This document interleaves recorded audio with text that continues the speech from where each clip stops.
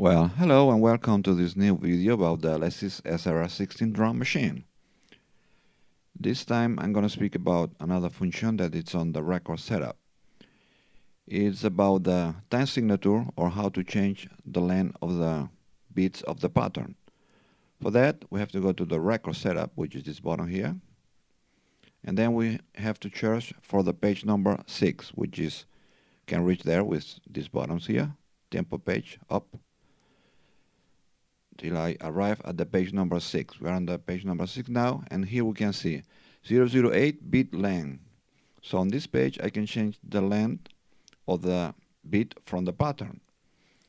If I want a double, all I have to do is right here 016, and I have a 16-bit length pattern, or 032 bit, and it's going to be this time 032 bit length this pattern, and we can go all the way up to a maximum of 128 bits.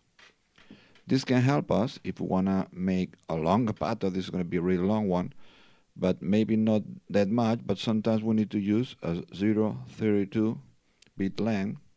In some songs we may be interesting to use this length, and here is where we can change it.